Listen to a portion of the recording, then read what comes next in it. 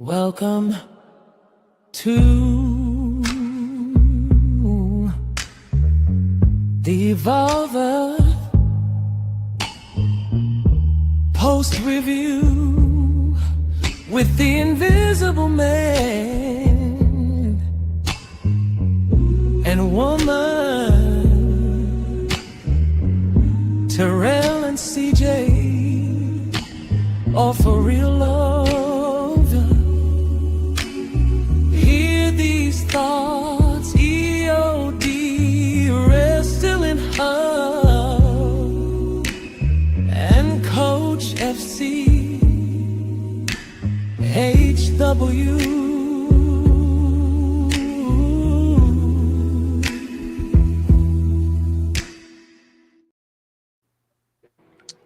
Hey, what's going on, everybody? Welcome to the PUWF podcast. We're going to do a review of Evolve Succession 2. I'm your host today, Hear These Thoughts, and we're just going to go around the table and introduce everyone we have here on this amazing panel. So we're going to start off with the best wrestling couple online right now.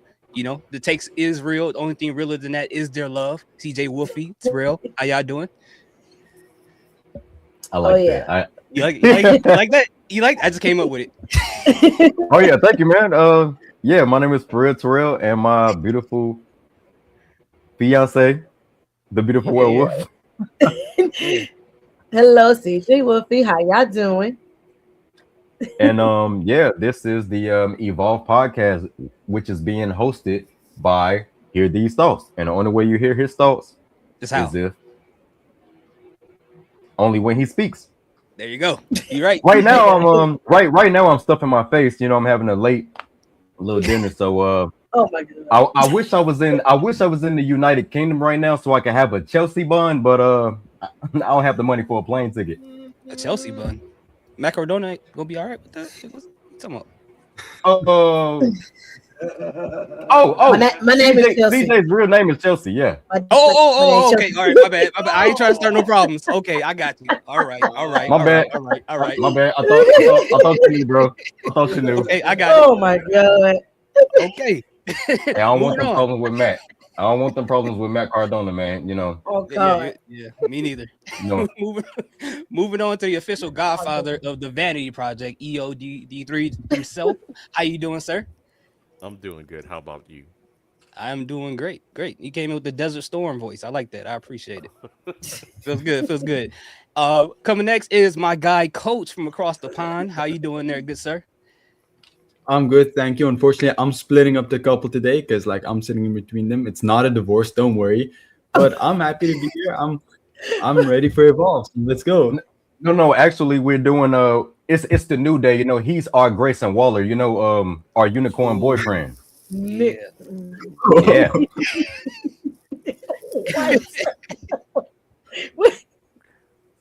Oh my god. I shouldn't have been hosting, bro. I be messing stuff up. It's all good. I love it. Yeah. And last but not least, we have the OG. No one loves Evolve more than this guy. Anytime she needs you, you got Glaze for Nikita, my guy Alex, and his wonderful partner, Invisible Woman. How are you doing, sir? First off, happy birthday, Linnea K40. Happy birthday to you. I'll make sure to have fun Happy with that. birthday! Yeah. I knew it. Princess would come out. It's your birthday, so you want to cry out. Oh my god. Hey, that's old school. I'm letting this sing. Oh my god. And shout out to Kane the Destroyer. Yeah, not the unicorn boyfriend. That's just I didn't make that up, ladies. This is getting clipped. That is so wild. much. We haven't got the anyway. Hello, my name is Alex Coquito, aka the Invisible Man. My invisible woman is invisible right now, but we are enjoying Hear These Thoughts version of just Evolve because honestly, this is nuts. This hasn't even started yet, ladies and gentlemen. We haven't even got to the intro yet, ladies and gentlemen. We haven't even got to the Chewy hate, ladies and gentlemen. But we will. Yeah. We will. Back to you. I'll stop chewing. Absolutely. Okay, so before we get into any of the Chewy hate, let's start off with some positivity. Let's start off with some Nikita touching the grass. Let's do that first. Okay. I like that. Ladies and gentlemen, we have a two-parter. And here we go. W. Real ones always right, say sage advice from Nikita Nice, bringing our priestess lioness energy to a TV near you. Watch it for Toby and let your chakras align when she gets that W. Galang, galang, galang, galang, galang, galang, galang, galang, galang, galang, galang,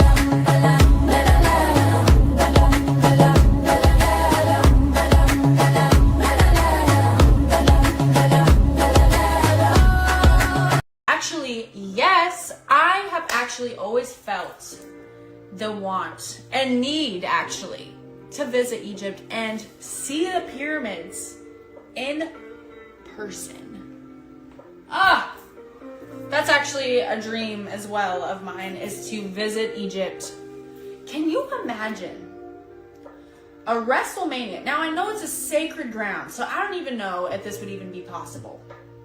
But a WrestleMania with the ring set up, maybe not directly in front of, but around somewhere where the pyramids are? This is the kind of thoughts that I get randomly. Like, oh, just want to wrestle in front of the pyramids in Egypt. That's all I want to ask for. I want to perform my entrance with dancers and, you know, maybe get DJ Khaled, you know, DJing along with my homie DJ Nasty back there, you know, bow bow. Come out with some features like Drake and oh my gosh, there's so many artists. Low-key Tyler would be lit. Doja Cat, oh my gosh, because Tyler and Doja Cat, we have things in common. We're all cats. Doja Cat, Tyla is a tigress. She likes tigers, and I'm a lioness. That trio right there, if we could have a 6-woman tag and they were my partners, what? Interesting. Oh, is she hitting at a Cheetah Girls reboot? What's she talking about? Man, some. I think that's I think that'll be. I mean, I get what she's saying. That will be interesting, but it might be illegal over in Egypt. But I rock with with the idea. I think it's pretty interesting to have people wrestling outside the pyramid. Starting off with Terrell, man, what do you think about that clip? The only thing that I have to say is, Nikita, if you are watching, please make a Genie in the Bottle remix, man. Please give us that. I'm a genie in the bottle. You gotta rub me the right way. What? Yeah. Who was that? All right, man. Yeah, just take it away from Christina Aguilera. You're right. And we got Coach. What do you think about that clip? You got any insight on that? I don't know where her mind is. Is she like permanently high on something? Because I don't know why you would think that kind of stuff. But low-key, like, as Tyler is from my country, I would love to see that. I think that would be pretty cool. Like, that would be insane. But honestly, I don't know what's going on in her mind. It's wild. Yeah, it's very, very interesting. CJ Wolf, you got any input on that? You want to translate that for us? Yeah, it's like she got her whole mind thinking of an idea of doing something like that. But I wouldn't mind seeing it if they actually gonna do it. But yeah, just a little fantasizing.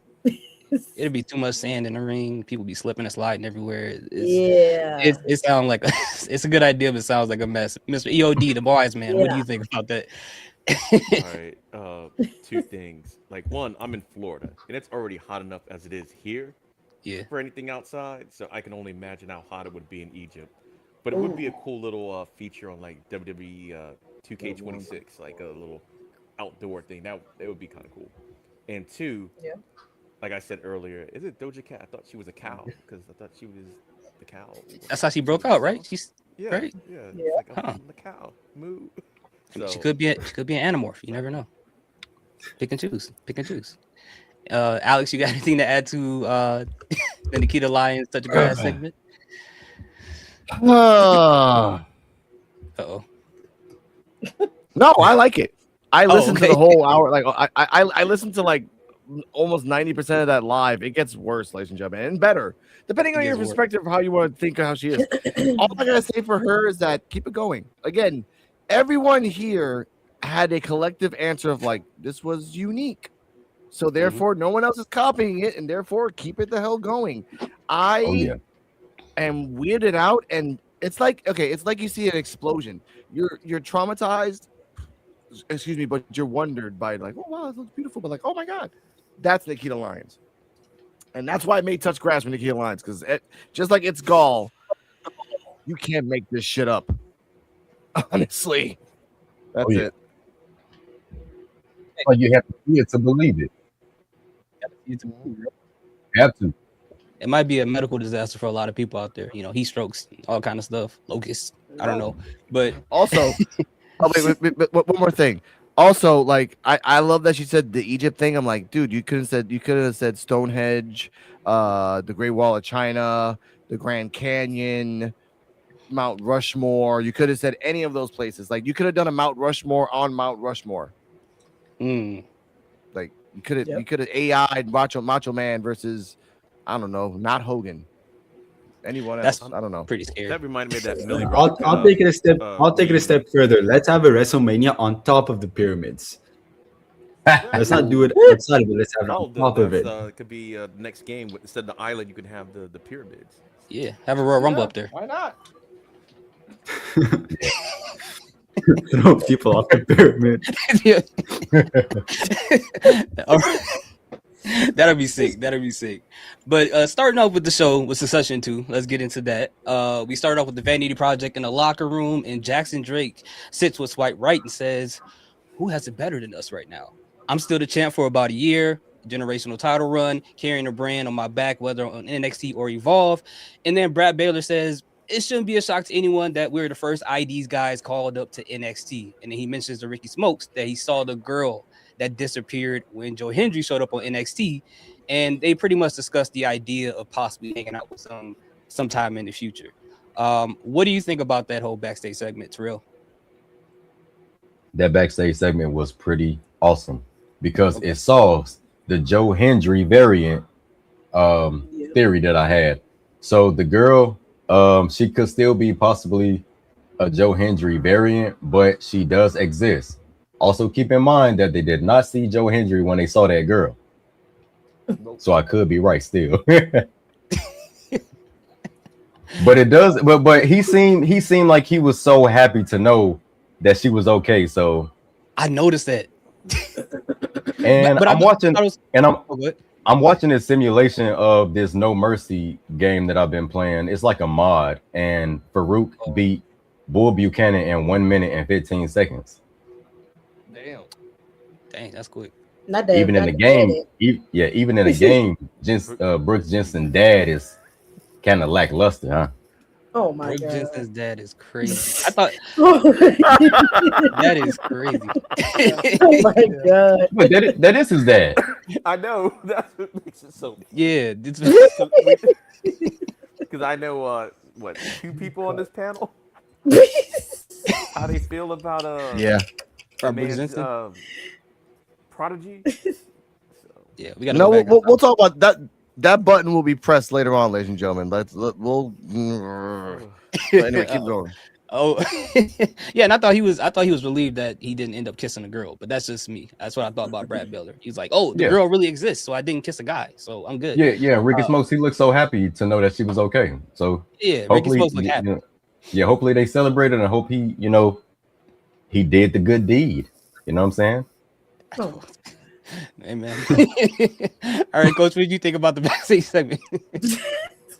Yeah, pretty much everything Terrell said. I really like the openings of Evolve, like how we open it always feels like we open with Vanity Project, and I like that. They feel like the main characters of Evolve.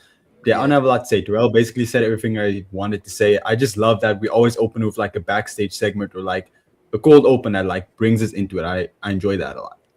Wait, so you do agree that Ricky Smokes smashed then? I think all of them smashed. Smash who? Yeah. That's up for debate. Joe Hendry? All right. Who CJ is Whoopi. this up for debate? I don't know. Yo, I don't know what's going on. CJ Whoopi. Oh my god. What do you think? I thought the same thing too. Like we kind of saw that yeah, the girl still's around, but yeah. That was funny though. He relieved though that the girl was real. He thought that was Joe Hendry, but yeah, that was funny. But yeah, I like the intro too. I like how they came on to being showing them first before they show out the show. But yeah, we're gonna miss that pretty soon, unfortunately. Yeah. Moving on to EOD. What do you think, good sir? Yeah, I did like the opening and the fact that every week it's a different type of opening, so I do like that. And I really did like the fact that they addressed that the lady's not dead, because she did kind of disappear. And I remember what happened on NXT, Ricky Smoke's face, the way and he was just looking while the promo's going on. He's like looking everywhere for her. Yeah. Remember. So I'm glad that she's around, and hopefully we'll see her again, I guess, at this point. But yeah, to me, it also felt like bittersweet because it was kind of almost feeling like maybe this could be the last time we actually see them on the bomb. The way they cut the promo and everything. So that's what I was feeling at the time when I saw the promo. I was like, oh, this is bittersweet. This might be the last time. Might be the last time. So keyword. Don't know. So Man, but it was good. I liked it. Keyword. Alex, good sir, what do you think about this? This is a great, like, it was pretty cool except for one thing. Like I'll say the negative first. Whoever was editing this promo from Vanity Project backstage, right? It was truly a Tubi freaking movie because they kept like zooming in on Smoke's face and they kept zooming in on Baylor's face, but like really bad at like zoomed in. I'm like, dude, you can't get a better. Okay, I get it, fine, but also the continuity of like we don't know. Yeah, we know that this is a Joe Hendry variant. We know Brad Baylor and Ricky Smokes and Jackson Drake. Jackson Drake specifically said like $20 is $20. We actually did say that. So he did. I mean, and he did say at the end, we're gonna call her so she can call her friends to like hang out. So I'm like, is there more Joe Hendry variants? If we see another backstage segment where we see 3 blonde girls who look exactly the same, yeah, they have a weird, nothing wrong with that. Like, no shame in your kink. It's just be honest. just be honest. Yeah, you ain't gotta lie to this. It's 2026. You ain't gotta lie about that no more. Be free. For the sake of the Vanity Project, I hope they're never in the same room as Nikita Lyons. Oh Lord. Oh God. That's like that clip they had on Instagram when Shawn Michaels came out at the end. Oh yeah, I seen it. It's kind of like that. All right, so after that, we had Cappuccino Jones. He had a hype video package for Succession 2, pretty much promoting all the matches in the card. How you doing, Hockey Town 54? Pretty much promoting each match on the card, and then eventually saying that he is going to take Jackson Drake's title. He's not only going to take it, but he's going to make it taste good. Take that for however way you want to take that. Starting off with Terrell, how you feel about that video package they put up, Phil? Cappuccino Jones, I like his promos. His promos come off kind of like old school 80s, but like his own little touch to it. But like when I listen to him talk, it sounds like or overly energetic 70s character. And I like it. I wish he would tap more into the 70s type of feel. Yeah. But yeah, man, you know, maybe him being champion and Evolve might taste good. It might. I don't know what wrestling tastes like. That's what I'm saying. But maybe Jackson Drake being champion. I never heard anybody in the crowd say that Jackson Drake as champion tastes bad. No. I mean, he is Dr. Third, so I would think that, you know, he probably would taste like Dr. Pepper. Well, I know one person who won't say it tastes bad is Aaron Rourke. I know he's the first person that wouldn't say that. So, well, he didn't say nothing. I love the vibe. He's suspended probably because it all caught up, bro. They reviewed Well, the we tapes well, on it. hey man, well we know one thing. Aaron Roy does not like it's gall. Oh yeah, So we know he has the type. He has the type. he has a type for sure. He like Ken, yeah, he Wait. like Ken doll. He don't like He-Man. He like Ken dolls. Yeah, and if and when Yeah. the title, Aaron Roy's gonna be hurt, bro. I Oh feel yeah, bad he don't like Vince McMahon. He likes Eric Bischoff. for him. Oh Lord. All right, Coach, how do you feel about it? How do Yo, you feel about now y'all know Jackson Drake look like a young Eric Bischoff, bro. What? He does. Who makes that? How do you? I know what you meant too. I'm like, how did he figure that out? That is crazy. You guys put me in a horrible position. Like, how am I supposed to follow up anything Terrell says tonight? He's going off. It is going on. This is nuts. Hey, But I'm I gonna tell y'all liked something. it. I'm gonna Okay, tell you y'all go. something. It's a secret. This is certified information. Okay. I smoked a blunt for the first time yesterday in 9 months. Oh, Is that why you got all that food? I don't know. You don't even. All right, Coach. I hit it one time and I had to pass it back because I couldn't. My tolerance is all jacked up. I'm a lightweight. I get it. Oh, I get it. got you. So they actually Wait a like, what time? Oh no, Hockey Town. I was trying to crack a joke. I was cracking a joke. Wait, never mind. I was cracking a joke between Eric Bischoff and Vince. Like, never mind. Sorry, it's okay. Coach, what did you think about that backstage or for the Cappuccino Jones hype package? Sorry.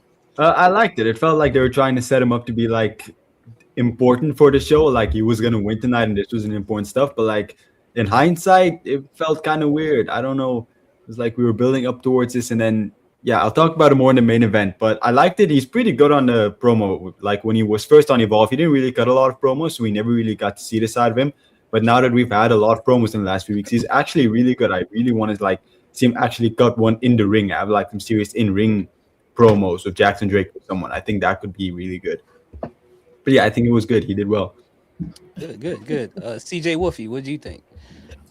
Yeah, it's a nice promotional that he did for the show that night, and yeah, I like how he presented them on that. So get everybody hyped up for the matches and all, and his own match at that. And he actually make it believe that he was going to win that night too. So yeah, it's a good presentation to start the show. Yeah, I agree. EOD, what do you think? Yeah, I thought it was a good promo. And the fact that he was kind of like hyping up the show. It felt like, I think I said this on the Evolve Effect, that it felt like he is taking the torch from Shawn Legacy, because Shawn Legacy was like the face of Evolve, and it looked like they're trying to make him like the new face of Evolve or baby face by doing this and stuff. So yeah, just unfortunate that he was not on TV for so long.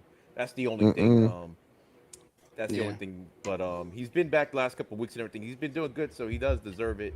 And I was feeling it at first. I'm like, yeah, it really made him feel important to not just the show, but like the whole event of Succession 2 until Succession 2 begins. But we'll talk about that once it actually begins.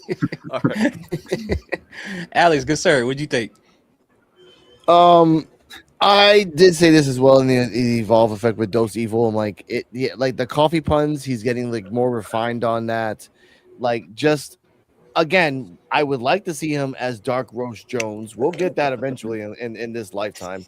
But for now, when this promo came out, I told EOD like, yeah, he won. He's gonna win. He's doing like I think Jeff said it like he's doing the Seth Rollins like, oh, I won. Let's go. Welcome to this. I'm like, okay, cool. Mm-hmm. What comes later is a good writing, good storytelling by the booker. But someone should have smacked you in the face, Booker. And I say Booker, not Booker T. Don't get mad at me, Booker T. But that's all I gotta say about that. What the hell? Yeah, we all got. I can tell by all our facial expressions. We have a certain Yeah. reaction to what, and we're trying our hardest not to say it, but it's all over all our faces based upon we're proceeded the entire show based upon what happened at the end. But Hey, moving on. Oh, go ahead. don't to the person in the comment, don't diss the speed division. It's actually getting good. Someone said something about the speed division. Oh, Legacy. No, he said that legacy is going to be. In Yeah, no. Yeah, of course he's going to be in the division. He's Sean Legacy. Of course he's going to be it. Like, there's nothing wrong with that. yeah, I'm Speed's fine good. with it. Plus, the speed division has been fine the last few weeks. I think. Yeah, it's been pretty good. Not for Yeah, the women only, though. yeah, That's yeah. The only thing I would disagree, well, the only thing I would say is that I wish they would change the concept of the speed belt. But I don't dislike it. I mean, it's dope. I said on some of my videos, I think the matches should be 5 minutes long and the title matches should be 7 minutes long. I think 3 minutes is just too little to really build a full match. Yeah. Yeah. They got the concept from like Stardom, from like that high speed championship thing. So they kind of tried to do the Yeah. same. Anyway, sorry for going off topic here. Oh no, you're good. You're good. So the first match we had on the card is a match that me and Coach has been looking forward to, an all-star classic in the making, from the build up to it to the actual match itself, is between our favorite wrestler Brooks Jensen versus Harlan Lewis. And I thought this match was just like a pretty hard-hitting match. I get what they were going for, but just like the build up to it and the promos leading up to it, I didn't really care like that. I mean, I appreciate the fact that they did everything to make it sound like a hard-hitting match, from the chops and the slaps, and every slam on the mat was like loud, but I didn't really care about it that much. We had Harlan Lewis winning this match, but there was a point in the commentary where Rosenberg said something I thought was pretty hilarious when he said Harlan Lewis shouldn't be called Harlan Lewis because he's from Long Island, and they said Long Island Lewis doesn't have a good ring to it. So I would agree with him that I'm not calling another grown man Long. That's just my personal opinion, but I thought that part of the promo, I thought that part of the promo was hilarious, but the match itself, they could have put a stipulation on it, probably, maybe number one contender, maybe I quit, maybe something in there to make it a little bit more interesting. But just as the promos did proceed in it just didn't do much for me. So, but what did you think about this, Terrell? I felt like the build-up came out of nowhere. The match was okay. Yeah. But it wasn't like something that I was invested in. I like the hard-hitting, impact. It was a slow match. Me and Chelsea, CJ had talked about it earlier. The match was slow paced. It was, but they wanted to present them as if they were powerhouses. Now Harlan Lewis, yes. Brooks Jensen, I mean, he's a hard hitter. Can't say he's a powerhouse, but he's definitely a hard hitter. There was a spot in the match where he did like this crazy reversal that turned into a spinning heel kick.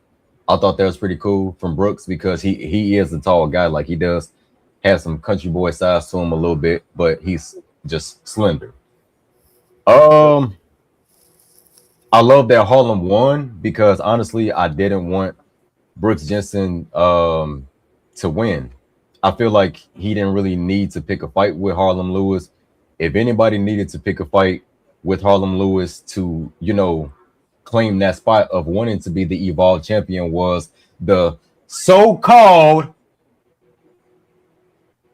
gatekeeper of Evolve. Oh no, here we go. Dante Chan. You could have turned heel and attacked Harlan Lewis. You would have been in that spot. You would have never had the match with Brooks Jensen and lost after a winning streak. You freaking idiot. Yep. It's coming. It's coming, Terrell. Don't worry about that. Oh my god. But I give this match I give this match, I give it a B minus. I mean, I really wasn't into it, but I did like the hard hitting. I don't know. See, I don't freaking know. Yeah, I'm around there too, like C minus for me, kind of around that area. But Coach, what did you think about Harlan Lewis wrestling your favorite wrestler? I'm happy Long Island Lewis won, but like that's the only good thing I can say about this match. Yeah, it It just wasn't my thing. I don't really care about Brooks Jensen, so that brought it down to me. And then I also don't care about this feud. It didn't feel like personal or like there's any stakes at all. So Lewis won. That's good. I'm happy about that. The match was fine. I think both men put on a good match, but I don't personally care about a match being good unless I'm invested in what's happening outside of the match, the story in that. So so it doesn't. I didn't feel invested whatsoever. So my attention wasn't on the match. Yeah, But I'm happy all of them lose. I think that was the right thing to do. yeah, I agree, 100%. CJ Wolfie, what do you think about it? Yeah, it was like a nice hard hitting match between the two, and yeah, I wouldn't care much about it. It's nice. I'm glad Harden did want to because I don't see no purpose of Bruce winning that match. Really, because Harden need that win, especially if you going to the Evolve Championships. Yeah, he need to win to go up on that. But yeah, it was just a filler match to me. Just put on this PLE, really. So I just get the match to see. Yeah, and thank God it was the first match too. Yeah, go get it out the way. Let's get it out the way, man. Get the vegetables out the way. What'd you think about it, EOD? All right, before I can even talk about the match, when I was talking about Cappuccino Jones, how this felt like a big deal. As soon as the cameras pan in the arena, I'm like, this is not the NXT arena. Why? It's supposed to be Succession, so automatically it made me just feel, all right, this is not going to be it. The match itself was actually, I thought, a good match, but on the wrong show. This match, to me, didn't belong on Succession. I get why they did it because of the whole, we got to get Harlem Lewis out of the championship picture for one night, so the easy way to do that, have him have a match the same night that we are having a championship. But I don't think they did a good job building up the story at all. Like, they've mentioned it, like, the last couple of weeks, but there was, like, really no real stakes. Like, Brooks Jensen had his match, and at the end, didn't really even cut a promo, just talked to the camera for, like, a minute about, oh, yeah, I'm gonna beat Harlem Lewis at Succession, and Harlem Lewis last week, I think, had me recording his promo because it wasn't a good job. The promo was good, the video quality wasn't. So it just wasn't, like, the build-up wasn't there. And for Succession, this match would have been good if it was on. I was telling Alex earlier, if this match was last week and Callie Armstrong and Winnie Chu took its spot in this on this show, I was just thinking that. It would have been a lot better because it was a good match, but it was just a good match for a regular episode of Evolve. Succession, I'm thinking it's like their PLE, so it needs to be something more to it. But the match itself, like, I have no problem with the match. It was slow. It was super slow. Yeah. But it was intentional that way. So that's what I'm saying. That should have been on a regular Evolve. And for what they did, it was good. I think they told a good story. And Brooks Jensen is, like, deceptively big because he's not, like, super muscular. So he doesn't look like he's that big until he's next to a big guy like Keanu Carver or Harlem Lewis, and you look at them side by side. It's like, oh, he's just as big as them. He might not be as wide, but it's like, yeah. And they try to make the Big E comparison. Well, not the Big E comparison, but it's saying big meaty men slapping meat. It was almost like sort of big meaty men slapping meat. Yeah. Because Harlem Lewis is big. Brooks is big, but not like that. I think the problem is like his head is bigger than the rest of his body, so it kind of looks like he's a lot smaller than he actually is. Yeah, he looks slender until he's right next to somebody. Yeah, that's what it is. It's like an optical illusion, and he looks shorter than he is until he's next to somebody too. And it's like, oh no, that's a big dude. Feel bad for him. But yeah, I actually liked the match and everything. I'm not gonna give it. I think it was like a B match, but for this show, it definitely shouldn't have been on this show. That's I agree. What did you think about it, Alex? This is how much I care about this match. The actress from Sleepaway Camp is gonna be in Scary Movie 6. Has just been confirmed, so I'm happy for that. Actual actress? Yeah, the actual actress. Yeah, the woman. I'm not gonna spoil it. I'm not gonna spoil it. Yeah. Cardi M has not seen that movie, so Oh, okay. Anyway, Okay. Wow. Second. That's crazy. Second, ladies and gentlemen, because Terrell said one name, Mr. Coach down below said another name, and post-match, I'm not even going to mention that fat ass. Welcome to the Unwanted. Chuy Martinez Dante Chen Brooks, Jensen, we are the unwanted. Chuy Martinez, Dante Chen Brooks, Jensen, we are the unwanted.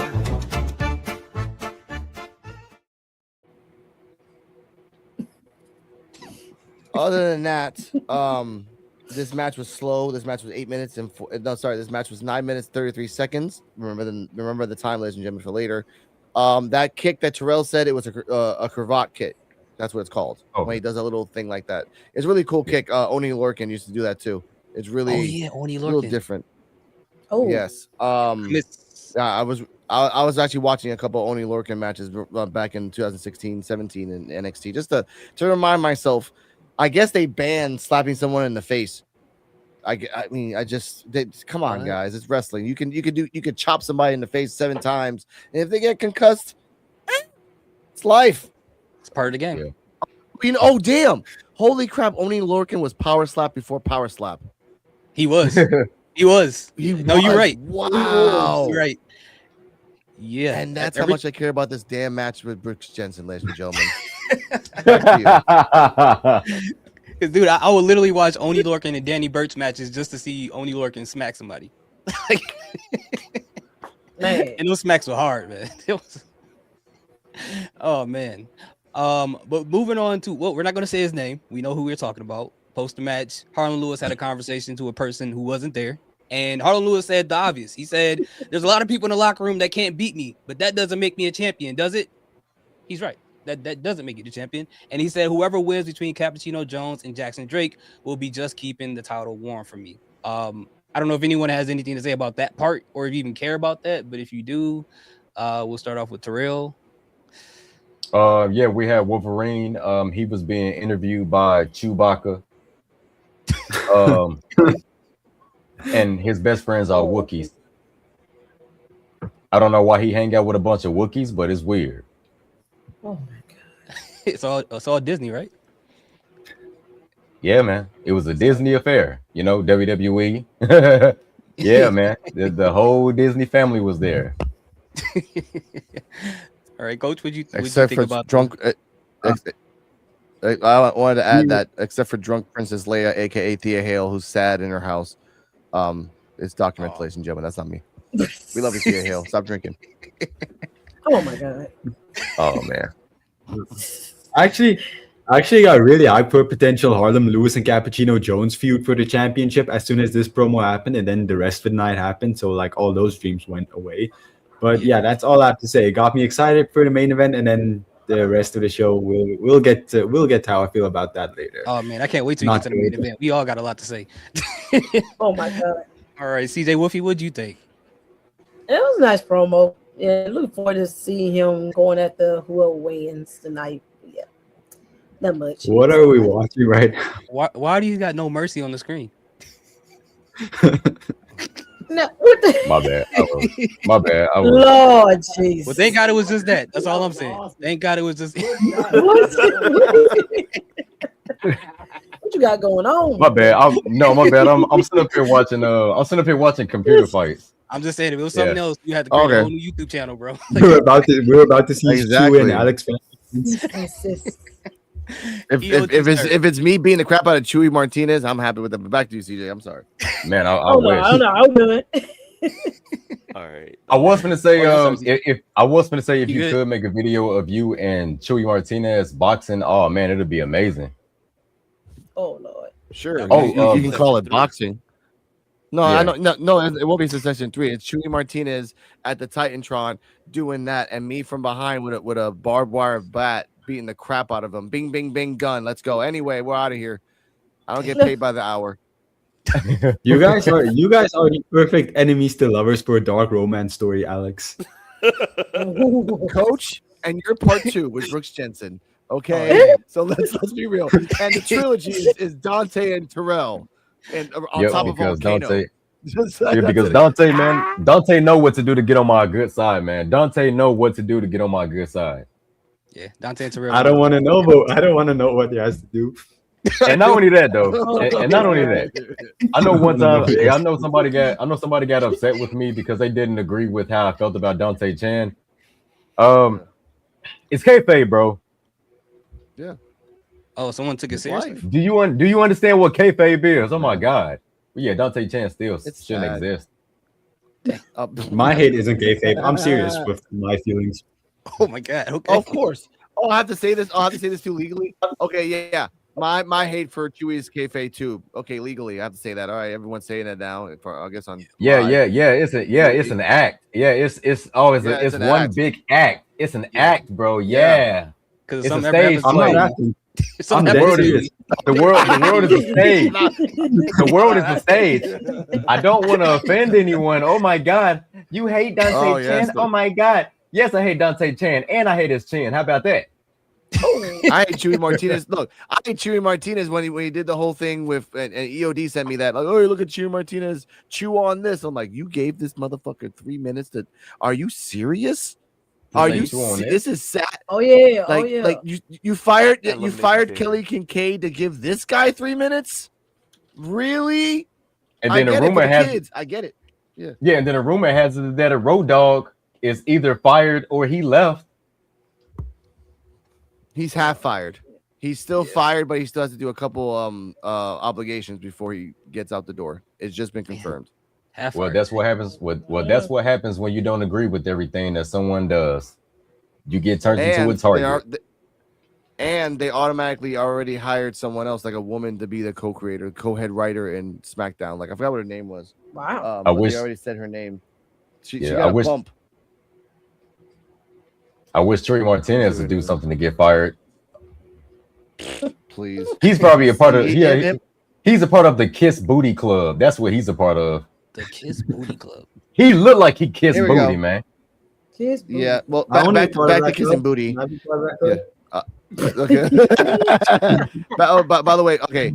Her name, okay, Alex Williams, the new lead writer and vice president of Raw in WWE. That's her name, Alex Williams. She got promoted. Bye, Road Dogg. Raw wasn't didn't Road Dogg book Alex SmackDown? Williams. Why is she going to Raw? Or are they like mixing it I don't up? know. They're probably mixing it up. But back to EOD because he wanted to say something. Back to you, EOD. Oh yeah, sorry, EOD. Go ahead. Oh, no, I was just gonna say first, I don't really have a problem with anybody on unwanted list. We'll get that out the way. And what were we talking? Who are you playing? We were talking about about the Harlem Lewis promo. Yeah. I had to remember where we're at. All right. Yeah, to me, I didn't have a problem with the promo. It sounded like he kind of like messed it up a little bit because before he was talking about whoever wins the match tonight, he was already talking to Jackson Drake to keep the belt warm for him and everything. And then later on, he was basically saying, well, he'll face whoever wins the match at the end of the night. It was okay and everything. I mean, I think Visible Man was saying something earlier, like he was tired the way he was talking and everything. But I guess at the end, I was thinking of it more like, okay, if you're on a main roster though, there might come a time where you might have to actually cut a promo after you have a match. And yeah, I know for that it was a long match and everything, a slow long match. So I get that you were out of breath and stuff like that. But you got to. And he got kicked in the face. You. Remember that, EOD? Yeah, he did. Yeah, he legit did kicked in the face. Yeah, so that's why I'm like, but to be his stuff like that, sometimes it bothers me just a little bit because it is a taped show. Yeah, could have edited it or maybe just come back and just redo that segment. We don't have to actually see him get out the ring. We just have him on the side of the ring and everything. Oh, yeah. And it's an easy fix when you can do stuff like that in case something like that happens. But it was pretty good. Like what he had to say and everything. And I don't want to say it. It did anything for me think about what's going to happen early, like what Coach was saying. It had them all hyped up and everything for later on. I just thought it was what it was and everything. It was a decent promo, and he's the next man up. That's how I thought of it. So, okay. Alex, got anything to add to that? It's sad when it's not Harlem Lewis's fault. Like he got kicked in the face. I watched the show. I watched the match again. I'm like, and it happened about 2 minutes after he won. So I'm like, okay, I get it. Like you're just popping out. Plus Chewie's there, and he's just a disgusting thing to look at. So it'll mess you up mentally. I get that completely. The fact they kind of fumbled the promo. Yeah, I know. I'll change my T-shirt for you, Alex. No, it's not the fact. You know what's funny? Like I'll what he change was my wearing jackets for now- you. Why don't you like me? I'll change my shirts for you. It's sad. You know what's funny? I changed all of it, and you still don't like me. He did change all. Oh, That's the type of person 2 He years. changed That's the type of person He 2 changed years. I everything. know it. respect that. I know it. I know that's how You know he what's is. funny? You know what's funny? I didn't tell Cardi M this, and she knows I was gonna like criticize his fashion choices. I like this jacket. I love that he took the rug from his car, took it off the car, and I made knew it. into a jacket. I knew it couldn't just stop at that. I knew it. You saw it No. too. oh my Not the god. rug. No, You can bro. vacuum it. You Not can the vacuum rug it, from dude. the car, bro. Just like it. It looked just like it. I'm not. Am I telling lies? No, The ladies and rug gentlemen. I'm from the just saying car. like it is. Crazy. Bro. Oh my god. Bro, where's the button I'm at, sorry. bro? Where's the button, bro? I got it. Someone has to ask me the button. I'll get it. My god. Oh my god! I haven't pressed this button in a Oh while my too. God. Actually, that button in general. Yeah, I was we need the gonna button. Play the drifter, but of course. Oh my God. Oh my God. Bro. This is But some new stuff right here. But there's I also- had never in Yeah, my but- life heard anybody say a joke about the carpet inside of a vehicle, bro. You could have said Yeah. the apartment, you could have said the house, you could have said the rug No. from TJ Maxx. You literally said the carpet in the car, bro. Under the car mat, bro. I had a backup. You want to hear that one too? I always have a backup. Yeah. Like, that Chewy Martinez must love cats because he took the scratching rug from the cats and then put it on him to make sure that when he's home, cats actually play with him because no one does.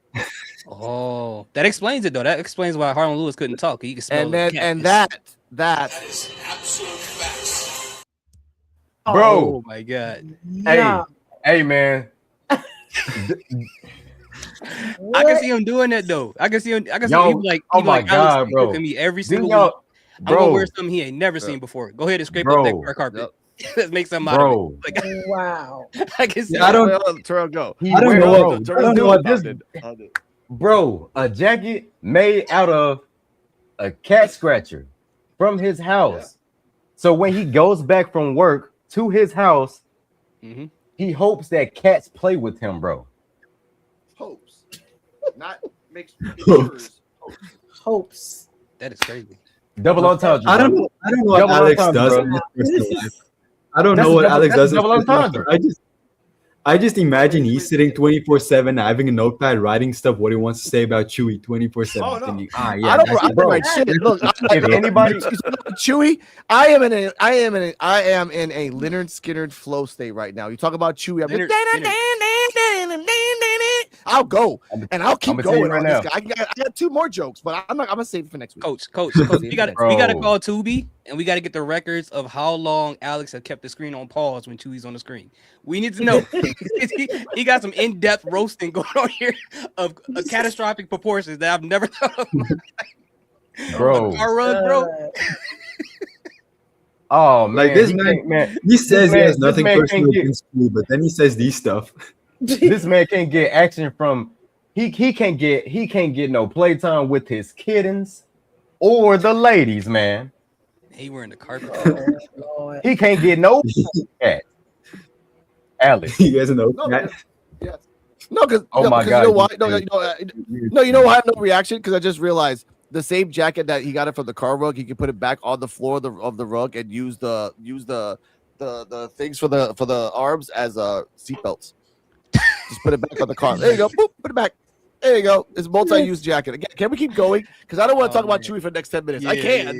Yeah. This is your show. Hear these thoughts. Bring it back. Bring it back. Okay. Let's go. We'll bring it back. We'll leave Chewy in the 1994 Dodge Shadow carpet alone. Okay. All right. EOD. How did you feel? I'm sorry. How did you feel about the thing? I don't think you finished your thoughts on that. No. I was done. Oh, it was Alex's turn, I think, right? Yeah. Oh, okay. All right. I'm done. Okay. Next up, we had a video package by Lainey Luck herself, where she basically stated that she was diagnosed with Crohn's disease, been wrestling since she was 21, and she's ready to make an impact on Evolve. I personally think this video package was very late. It's too late. The damage has already been done. You're talking about a person who already lost and your ID champion at that coming out with this, 3 times coming out and then having this promo talking about she's ready to make an impact when she's lost a lot. Again, as the ID champion, and it goes back to what Alex was talking about with Cappuccino Jones, with him being the ID champion. It's like they kind of don't really have respect for those champions, and I don't understand why that's the case. So she's gonna have to do a lot of stuff to kind of fix what damage has been done to her so far in Evolve. But the promo was just okay to me. But what do you think about this, Terrell? The promo was pretty good. I just hope that they start putting some respect on the ID champion's name, because I look at it like this. Even with indie wrestlers, friends that I know in real life, any promotion, a champion is a champion. Mm-hmm. And what they did to become champion, the training, the long nights, the sleepless nights, you know what I'm saying?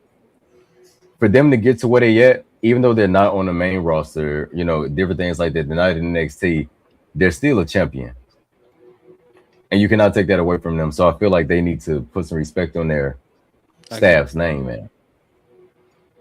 Yeah, I agree. Yeah. What do you think about it, Coach? Yeah, I agree with what like Alex and you guys said about it being a little too late, but I still think it's worth having because I didn't know a lot of this stuff about her, and it makes me know her a lot more. So now I have more personal connection to her, and I didn't have that before. Even though I agree it's a bit too late, you've already messed her up. I still think it's better to have that now than not have it at all, because it makes her seem more personal. You get more attached to her. I do hope they book her better now, because everybody who's gotten these promo packages before has been booked awfully. Like Trill London got his, and then he just proceeded to lose every match. Hopefully that's not a sign of what they're going to do with her now. But I do hope she gets pushed better, because she is a champion. She deserves a lot better booking than what she has received so far. I agree. CJ Wolfie, what do you think? Yeah, I agree with I agree with what saying. Really, yeah, it's good to get the presentation out for her right now. But then again, I did wish they had shown this first when she first got signed on to it. But then her being the ID champion, they should have need to start start presenting them better than they do now. So they are champions. So put them on involved. Maybe I just need to present them on the show, really. So yeah, it was a good promo from her though. But yeah. Yeah, and to Coach's point, I think you're right about that, because I knew about the Crohn's disease and her situation, so this is something I already heard before. So I didn't feel the impact from it being on the ball. So you're right about that. I just thought about that. EOD, what did you think about it? Yeah, I actually didn't know about her Crohn's diagnosis, and I'm like, man, that's got to be rough, especially something physical like wrestling and stuff like that. Yeah, because I know if I'm on a roller coaster too much, it's but so I can only imagine. But yeah, I don't think it's too late, because it's never too late to do the right thing. But I was how many female ID wrestlers do they even have on the roster? Because I don't know. It seems like they're mostly. I think she's the only one right now. Yeah, because it seems like everybody else is gone. Well, we know Zeta Still's gone, and Zachary, she's doing her. She's back to wrestling, but she's doing her own thing now. So I think that's it. But it's kind of. I agree with Terrell about this, about the championship thing. You promote the Speed Championship more than you promote the ID Championship. We know about it because we follow it and look at the Twitter and stuff like that. But she is a champion. So you could just explain away, okay, this is our ID champ. Just explain what the ID champion actually is.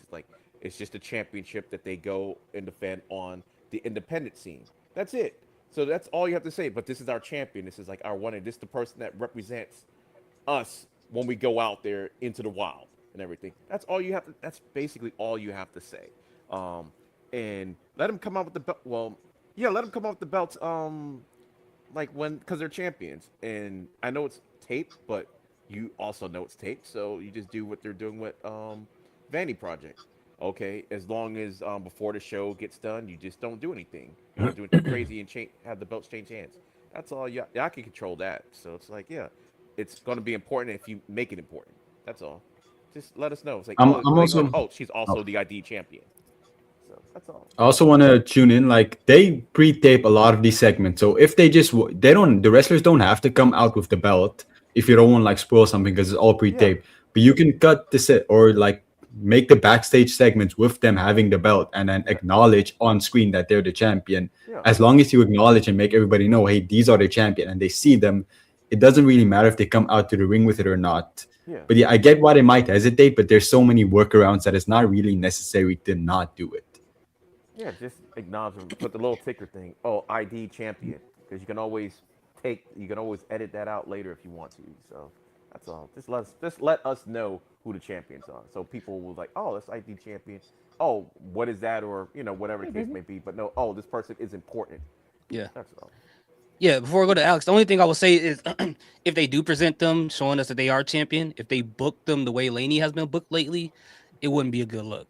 I'm not saying that they have to win all their matches, but make them look a little bit stronger to, people who want to get into the WWE ID scene, to make them look a little bit more legitimate than they are. But other than that, I do agree. It'll be good to know who's the ID champions and what that means. The workaround with that too is like, yeah, they don't have to win every match, and when they lose, they're losing the people that's in the WWE technically. Yeah. So if they're like, okay, WWE's here, independent is like right below. So that way it can kind of protect them even in a loss, because it's only going to be defended on independence. It's never going to get defended in Evolve. That's Right. like one way of getting around like, oh, the win-loss percentage. But you can't lose every match though. You can't do that.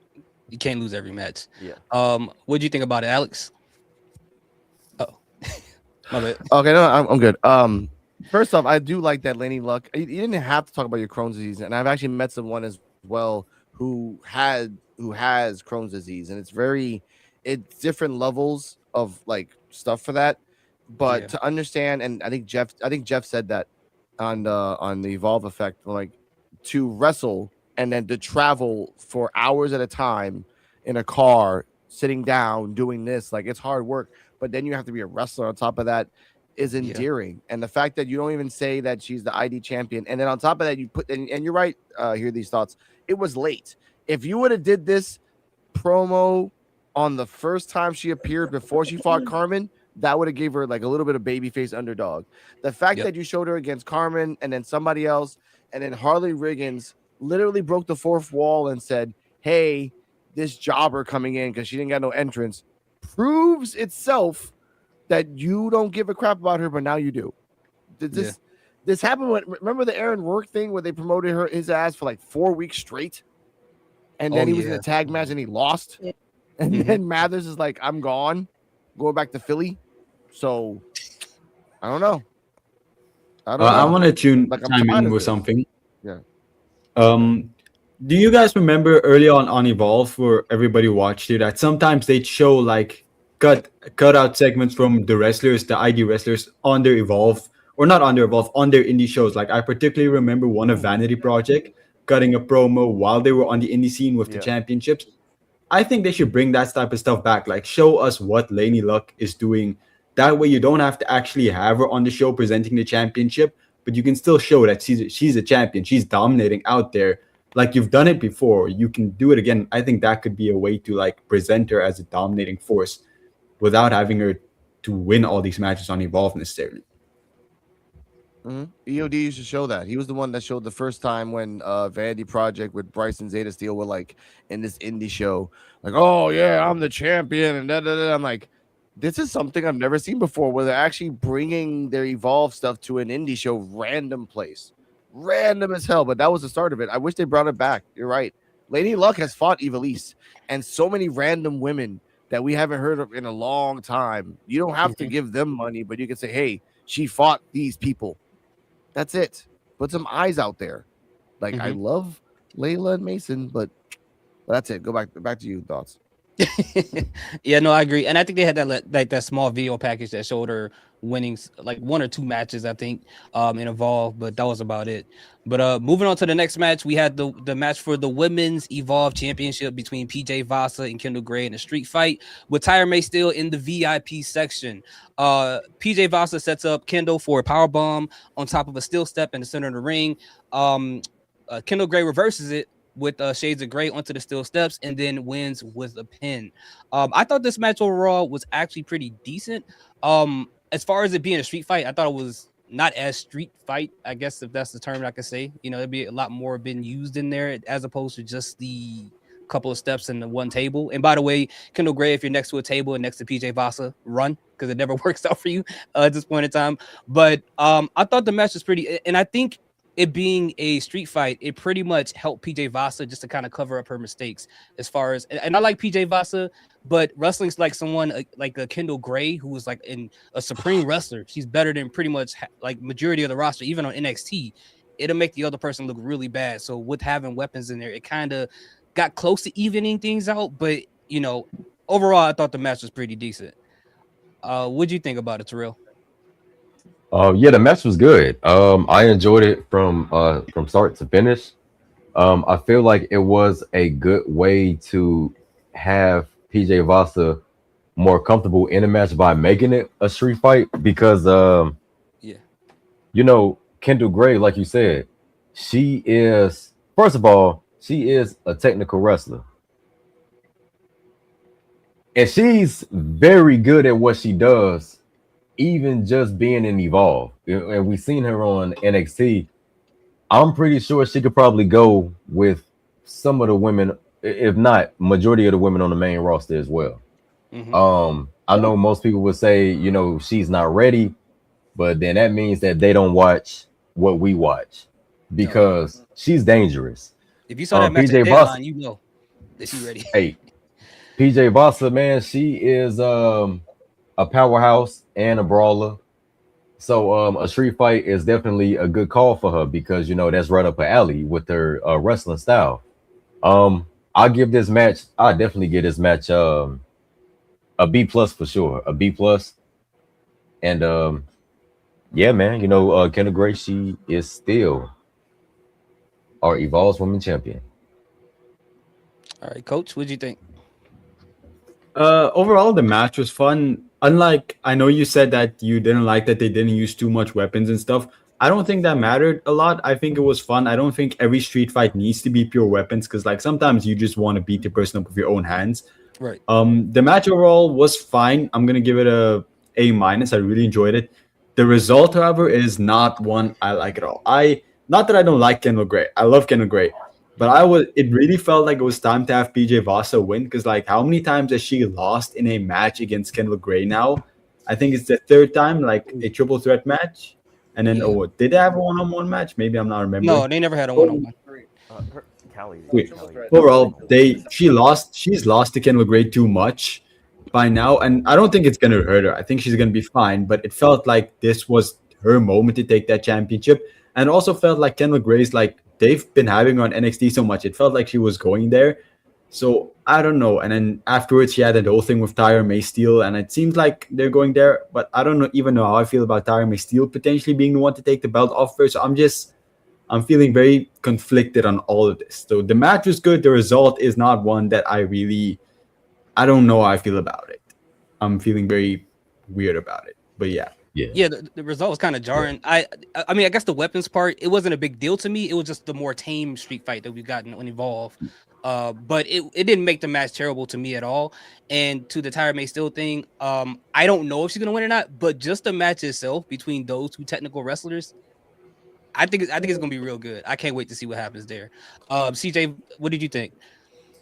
Yeah, I liked this street fight. It was a really good match. And I actually, the outcome, I really expected Kendall to retain. I thought PJ Voss was going to end up taking that title off of her, but yeah, she ended up going over and still retains. And yeah, pretty good. Yeah, so I get the match. Hey, I really liked it. Okay, EOD.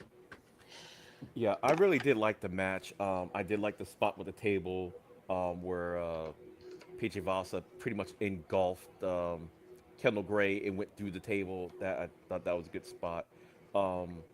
The chairs that she threw in the ring, I like the fact that when she threw like a million chairs in the ring, that she kind of went back in the middle of the ring and kind of made it all nice and neat after she threw it all in. I like that. That was, I don't know why I liked it. I did like that for some reason. I was like, for all the chaos that she does, she's a tidy person.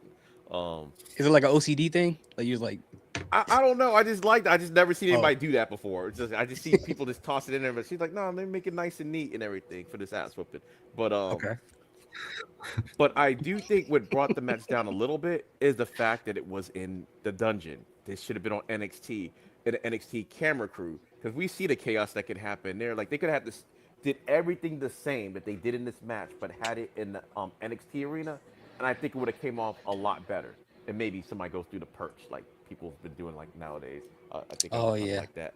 But yeah, that was the only thing, because it felt like it was just missing something. I just couldn't put my finger on. I'm like, it doesn't have to be super chaotic and everything. Yeah. But the way she bashed her head into the table during the contract signing, I mean, it kind of started off that way. But I just think it would have been better all around if it was in the NXT arena. So, like, to me, it was a good match. I'll still give it like an A minus, because it was really good. It was just that one thing. The atmosphere is what it was for me. It just felt like it was just missing that one little thing. And I did like Tyra May still being in the VIP section. I did like that. So. Yeah. Before we go on, can I ask something? Oh yeah, absolutely. Who do you guys want to see take the belt off of Kendall Gray? Because like I personally am not as invested in Tyra May Steele yet to be a champion, but it feels like she's the leading option right now. Who do you guys think is like the person that's going to take it off of her, or do we not know them yet? That's what Carly, I was going to say. Carly Bright. Yeah. I do think PJ Vaza should By have won this storyline. match. Yeah. If only for the fact that it just feels like it's time. Like I always say this, Kendall Gray has been on NXT more than some of the NXT people, even though she still hasn't officially been called up. But to me, it felt like this was like the perfect transition to let Kendall just let her go up there with Ren and chill up on NXT. But I guess they got other plans and everything. So like I can't knock it, but it was a surprise to me. I did not think Kendall was going to win this match. I did say last week that I wouldn't be surprised if one belt changes hands just as a swerve. Yeah. But that's about it. But I do like both women and everything. I think Kendall's great. Just that I just thought Evolve is supposed to be here. He's supposed to graduate like most of the guys did. I gotta say most, but we still seeing some people still on Evolve. So that's all I gotta say about that. Yeah, I'm with Alex on it. Like I picked the same person. I think Tyra May Steele. I think her match against Kendall Gray will be like really, really good, a really good technical match. But by her losing that match, by having all this confidence, it could break Tyra May Steele and really unleash more of that crazy side of her that she refused to believe exists. And I think that'll be an interesting story to unfold. Oh yeah, because remember, ladies and gentlemen, I will go you next. can reverse a German. Go on. Wow. Hey man, that's funny. But no, I was gonna say, I would have loved to seen the title change hands with PJ Vasa. It would have been cool because Kendall Gray is definitely ready for NXT. Like I said, I honestly think she's ready for the main roster, but I don't want to, shoot her up to the stratosphere. But I feel like she is. When it comes to who I think should take the belt off her right now, or who should be the person to do it, I would say I like Carly Bright because it's a story there. So I do like that Alex said Carly Bright. Yep. Because the storyline wise, it would be dope, and she has every reason why she should or could go after Kendall Gray. But my dream person to take the bet off her would be Chantel Monroe. And I see the way of her doing it because I love Chantel Monroe's heel work. I love her heel work. I literally see her outsmarting Kendall Gray, and it's like an upset victory because she's the heel in the group, and Kendall Gray is just like distraught. Like, bro, you stooped that low to win. And Chantel Monroe was just looking at her like, how did you expect this was going to end? Like, how did you expect this was going to end? Like, you I'm tired. Winning. Like, we can't keep wrestling forever. We can't keep wrestling forever. Kendall, it had to end some way. So I just had to hurry up and find a way to do it. Hey, that's true. Dirtiest player in the game. That's true. We also got the Tyra May Steele, the clip of the accomplishments. Yeah. Let's go. Good, but you're not a gold medalist. You're not a gold medalist. almost had after she destroyed. I want, yeah, but I wanted to say this. My thoughts. The reason I say Carly No, you Bright good. is the reason I say Carly Bright because there's a story there, but it can go both ways. Tyra can take the belt off, right? Kendall can have a rematch with Tyra. And Tyra wins that one. Carly is the one to take it off Tyra, and then that can turn her even heel because Carly can say, "I'm the one that took it off it that you couldn't." Imagine Tyra like Asuka, that she came in and now she's just a whirlwind of just craziness. So whoever beats her gets the recognition Kendall never has, or Kendall will never get back. Because I don't think they're gonna take the belt off Kendall and then she gets it back. I don't think so. I think the rule should be you lost it, you never get it back. Let someone else get it. Like we're not NXT where we give the belt back to Juicy Jane 4 damn times. Man. I just, this is me personally. I don't think Tyra May Steele just doesn't feel like an evolved wrestler for me. She's great. Don't take that wrong. I think she's a great wrestler. She just doesn't feel like she fits on Evolve. I feel like she fits way better in NXT. Yeah. I haven't fully bought into her on Evolve yet. She doesn't feel like what I'm used to seeing on Evolve. Really? We have a doll called It's Gall, and we have Hot Shots glasses, Tyra May Steele. Shout to Hot Shots if anyone gets the reference of the guy that has really bad glasses. We have we have Nikita Lyons who does the W. Like, really think about that, coach. That doesn't fit the style of what we have in Evolve. No, not like stylistic wise. Just she feels like an NXT wrestler. Is how like Brooks Jensen and Dante Chen, they feel like they don't belong on Evolve. Like they fit more naturally on NXT. Again, that's just for me. I feel like Tyra May Steele, she just feels like she's more fit for NXT where she's at than compared to coming to Evolve. Yeah. It's kind of like how I feel with Kelly Armstrong and Kendall Drake. She seemed more established. Yeah. Like same with Kendall Drake and Kendall Armstrong. Brooks Jensen and Dante Chen should be in Lucha Underground. That's what the hell they should be. Lucha I think he's a dragon and a cowboy guy from LA. It would work. Hey, I'm not gonna lie. They would, Tate Wilder and Dante Chen, they would go crazy in AAA. They would go crazy in AAA. Well, they go to the Lucha Underground building looking for a job. They're gonna be it's gonna be a rude awakening for them. But Dante Chen got to turn heel in order for me to like him. Because he gonna go over there doing that same crap he doing now, trying to be a likable guy. You can't be liked everywhere. The world ain't built like that. Because somebody gonna not like you. I have the power of a dragon. He'll say that to Lucha Underground. I have the power of a dragon. Then come Matanza. I have the power of a psychopath. So what do you got? Okay, well, you win. There you go. Like anyway, back to you. Here, there's thoughts. Oh no, you know what? And to your point too about Tyra May Steele beating Kendall Gray after taking the title off her, she would be the first person that Kendall Gray would have lost to twice in a row. So that would be another accolade she could have. So that'd be very interesting. But moving on to the unfortunate and gruesome backstage footage we got from the security camera of Kim Hendricks and Harley Riggins attacking Tate Wilder as he's about to get on his bike and turn the key. They pull him off the bike and they stomp him into the ground. Yeah, what'd you think about that, Terrell? I'm not gonna lie, when I saw it, I thought it was funny, man. What? I thought it was hilarious, man. You know, that's the world's most dangerous place. That's the world's most dangerous. That's the most dangerous place on God green earth, man. The parking lot. The Performance Center parking lot, man. You're not supposed to be going. You're not supposed to be by yourself. Ask Rhea. Yep. Come on, man. Ask Jamar Hampton. He was just a bystander. He got body slammed on a car. Oh yeah. For real, man. He was an innocent man. For real, man. Y'all remember? Like, did we forget Showdown? Remember when they was in the parking lot like it's Def Jam fight for New York? They was literally face to face, like, "Come on, yeah, where you at? Yeah." They showing the whole roster go panning. That cameraman needs a raise for that, by the way. Yep. It was beautiful. All we Yeah, see yeah. is this Cyrus in the background. So the deaf friend. Coach, what did you think about the For whatever reason, this segment like really put a smile on my face. I don't know what it was. I just like seeing Cam Hendricks and Ollie Riggins beat dicks. It's just so entertaining.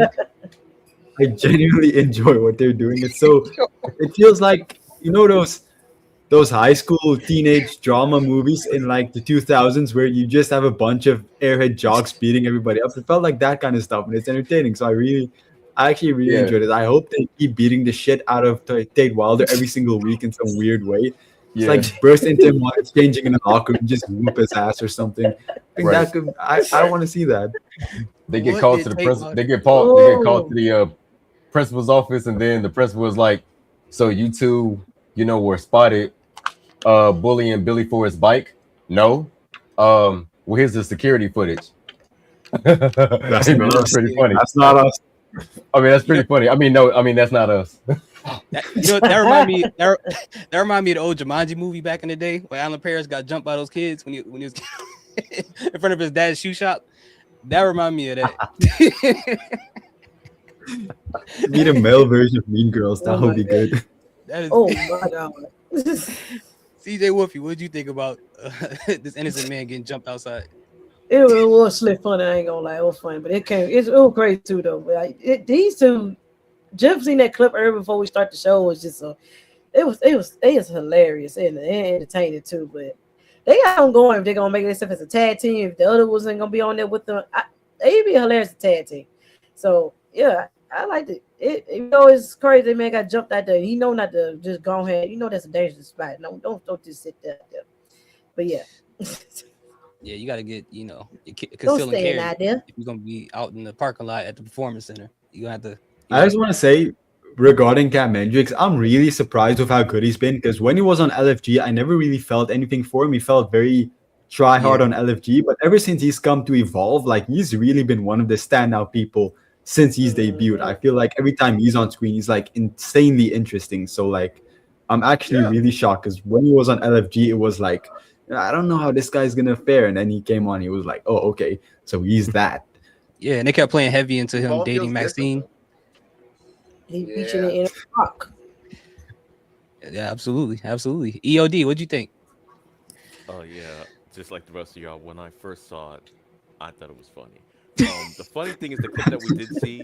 I saw a little bit of that clip early in the day, and I just saw him in the golf cart driving around, but I didn't watch the whole thing. So then when I saw this happen, I was like, wait, what's going on? They just went ahead and jumped this man. I'm thinking it's because of what happened in the ring last week, and then as Dose Evil and the Invisible Man was saying on the Evolve Effect. It's like, nah, they just don't like that man. I'm like, oh, Straight up. that actually Yeah. makes sense. Like they just beat him because they don't like him, but the way they jumped him because he had a nice bike too. He And did. They took him off that bike and stomped his ass. I was just dying. You know how much you gotta hate somebody to steal a golf cart off the course and drive it on a regular street to go find somebody to jump. No, that's the thing though. He didn't steal the golf cart. Those are the golf carts in Florida, like not in Florida, but like in the Oh. performance center. Yeah. So they Yeah. just give them to them. And those dumbasses, the video that we can't show here, ladies and gentlemen, we showed it offline, is the fact that they went all around the performance center, and at the end of the video, they realized, why don't we just go to the parking lot, see if he's there? The bike's there. Oh yeah, and then they realized, and then they whooped his ass. Tate Wilder, you had about like maybe 20 minutes. Like, what the fuck were you doing? Like, you could have just left. Yeah, the Ref parking lot, the snitch. most dangerous place on earth next to a Waffle House is Performance Center parking lot where it goes down. But you know what I did like? We got a different angle of the parking lot because it didn't. At first, I'm like, all right, I've never seen this before. It actually almost looked like a abandoned auto shop is the way it looked like to me. That's what I thought it was. So that's what I thought it was, and I'm like, okay, they're doing different things. They say, okay, it's during the daytime. We do get a couple beat downs in the daytime in the parking lot, but usually if it's in the parking lot, it'll be like right in front of the entrance of the performance center. It usually spills into the performance center. So I did like that, and I was like, Yeah. man, but they didn't have to stomp him down like that. I'm like, And he has no damn. peripheral vision. He didn't see two men running at him from the side of his vision. Like he didn't think nothing of it. Yeah, so I thought it was good. It obviously sets up something. Oh, one thing I forgot to say, the cart at one point, because we can't show the cart video, they called Tate Wilder Tater Tot. That is reserved for Tatum Paxley. So please do not call Tate Wilder Tater Tot. Oh, Only yeah. Tatum Paxley could be called Tater Tot. I know, we're not supposed to like the heels, right? But I just think how insanely fun it would have been to be in that golf cart with Cam Hendricks and Oh Harley my Wiggins. god, that was Like that would have been one of those Oh fun my evenings. god. Like, and then we get to end it by beating up Tate Wilder. I don't. That would be a Best great night afternoon. ever. Hey, oh, I like the song Headstrong. Headstrong. I do like it. Yeah. Yeah. Because the Cam was like, he ain't like. I like the song. I actually got it on my phone. So Wow, coach. Yeah, but Coach Cam wanted was to so be a part of that, narcissistic. huh? Yeah, I want to be part of like that. Cam was so narcissistic. It's a cool thing, but like Cam was so narcissistic, he was listening to his own theme song. He's like, yeah, That it's a bop. Like the guy's like, no, it's not, dude. Turn that shit off, man. Come on now. And then they found and I miss you. And they love like that song brings people together. Even does. heels who are assholes and they beat up a guy who has a nice bike and left him hospitalized. Which, by the way, it would have been funnier. Like you brought up a good point. If this was a real AutoZone and you only had like the camera from the outside, it would have been funny that they beat him up outside AutoZone. The guys would have came outside. Cam Hendricks being a heel, but he is actually a nice guy, ladies and gentlemen. He just like goes up to him, gives him some money, and say, "Hey, thank you for everything. Can you give me a card? I might bring my car over here later to like kind of like that would have been cool, like because he's a heel, but he's nice. I like Cam Hendricks other than JC Jane, which is crap. Anyway, Yeah, it's to catch the man checking his oil. Like, but yeah, that was a crazy video. But then we had the main event of the night. We had Cappuccino Jones versus Jackson Drake. Oh, did I skip something? I don't think so. Oh, The town okay. hall. I think we skipped the town hall. Didn't Oh we? yeah, town Or hall. is that not worth talking about? I don't know. Yeah, we had the town hall next week. They didn't say much about it, right? yeah, they just announced it. They just No, announced it's it. gonna be Thatcher as a GM. It makes sense. Like maybe some tag titles. Like Coach said it on his. Check out Coach FCHW on YouTube. He said it as well. Like I would like either Thatcher as a GM or tag titles. Oh, if they get tag titles, they got to give Or it to Cam second- and Harlem. Yep. Yeah, or a secondary title for the women, for the men and women. No. Like if there's a ref snitch title, give it to Tate Wilder and let him keep it forever. He's a ref snitch. All right. Other than that, Snitcher of the year. It's crazy. Evolve. I have problems. Oh my god. Anyway, the Snitcher Awards. The Snitcher Award is crazy. Next we have the main event with Cappuccino Jones versus Jackson Drake for the Evolve Championship in a match that Alex, you said it was 18 plus minutes long. 18 minutes, 41 seconds. 18 minutes and 41 seconds. The match ended with Jackson Drake hitting Cappuccino Jones with a burning hammer and then hitting him with the unaliving and getting him with the pin with 1, 2, 3. What did you think about this match and the result of it, Terrell? It was an amazing main event. I can't say that. I love the performance between both Cappuccino Jones and Jackson Drake because both of them, I love them both as wrestlers. Mm-hmm. And I thought that it was a match that was the best to close the show. As far as with Jackson Drake still holding the belt, maybe they have other plans for him. I'm not sure because I really thought Cappuccino Jones was going to walk away with this title. Yeah. Because, Jackson Drake, Divinity Project, Swipe Right, they're NXT champions. And I really thought they was finna get ready and reshuffle some things on NXT because we do need Divinity Project all holding gold. And I thought that they was finna pass the torch over, like the championship torch over to Cappuccino Jones. But I'll give the match an A. Okay. Coach, what do you think about the match and the result? Yeah, the match was great. I really enjoyed the match. Everything up until the end where the result happened, I think was great. I loved the match. I think both men really went out there, put on a great showing. So I'd also give this match an A. It's just the result I didn't really get behind. I was fully convinced Cappuccino Jones is going to pick up the victory. I didn't see Jackson Drake retaining at all. It felt like it was inevitable. He's just going to lose and it's going to be the end. But I like him as champion, so I can see it being good. Arlen Lewis potentially winning that championship is also a great result. But I think Jackson Drake is the next JC Jane where you just never lose that championship. Somehow he always finds a way to retain the championship, even when it feels like it's over. Like Bryce Donovan, it felt like that might be a change, but then that didn't happen. So who knows? But the result, I think, I can be convinced that it's good, but as of right now, I think it wasn't the right decision to have him retain. Yeah, and I agree because given the fact that Kendall retained and the match was as long as it was, I thought this was like going to be a great send off for Jackson Drake and to give Cappuccino Jones the title, and also based upon that hype video that Cappuccino Jones had earlier in the show. But CJ, what do you think about this? Yeah, I like this match also. I get the match an A, and I also too. I thought he was gonna lose his title too, but he ended up picking the win also. So yeah, Jackson Drake, like, he gonna be holding this belt for a good minute. So ain't nothing wrong with his title reign. He got a great title reign. So hope he get this going too. But yeah, the match Cap did his thing too on this match. So yeah, I like the match. Yeah, EOD, what do you think? Yeah, this was definitely an A match, and I'm even more surprised. And y'all know I love the Vanity Project, Jackson Drake, but I was surprised that he won the match, especially since Kendall retained hers. I didn't think going in that both champions were going to retain their belts. I thought at least one of them have to change. And what they're doing with Vanity Project on NXT, because you got the Vanity Project, well, Swipe Right are the tag team champions on NXT, and it looks like Jackson Drake, to me, looks like he's about to be in that North American title picture.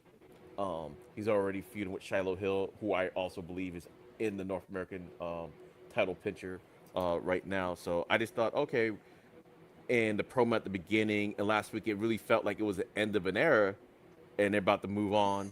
But now, since Jackson Drake is still champion, it's like I don't think we've seen the last of the whole Vanity Project. So, but the match was excellent. Like, man, I didn't realize. I think Visible Man was saying this, that it was like this was like the longest show that they had, and this might have been one of the. Yep. I know it's one of the longest matches. If it's not the longest, I thought there was one that was like almost a half hour once. But yeah, this was a really good match. Cappuccino Jones, you will get your day, and that's why it's unfortunate how they don't really make more of the ID championship. So to show that, yeah, he is of this caliber and everything. He does go on the independent scene. He's wrestling. When, even if you don't see it, they should bring back, like Coach was talking about, the little when they were at like little shows from way back. They haven't done that in a long time. But that used to be kind of cool because I've never seen that before. It's like, okay, we'll just insert something from that happened over the weekend into the show and everything. They're not even wrestling, just a promo, because I know they want to promote whoever the other person is. So that's fine. But just showing that they were there would be good enough. And yeah, the prospect of Harlem Lewis beating Jackson Drake, I don't even know about that now after this. We've seen him beat, he did beat Keanu Carver and everything. There's no telling to see if he maybe can't beat Harlem Lewis somehow, some way. And the fact that he did win this match clean, in case everybody didn't know, he won it completely clean. Vanity Project was in the VP section, or the VIP section, and didn't once even attempt to interfere in the match. So he did beat Cappuccino Jones clean. He didn't do anything underhanded. Not a poke in the eye, or not a low blow when the ref wasn't looking, nothing. He won it clean. And his 450, I didn't even know he could do it, was so damn crisp. I was like, damn. Yeah, it was. That was nice. I was like, he can do that. So yeah, this was definitely a match. The only thing I put it down a little bit is, again, the setting of the place. It should have been in the NXT arena because it's Succession. It's supposed to feel like a big deal, but it brought it down a little bit. But I still gotta give it an A. It's still a great match. Yeah, and at one point where he had a Cappuccino down, he was like, "Where's your NXT contract? You don't have one because you're a coffee drinking bum." Yeah. I thought that was clip hilarious. that. Yeah, that was good. What do you think about it, Alex? All right, two things. Jackson Drake did this during the match. Living your life like you're thirsty. Living your life like you're thirsty.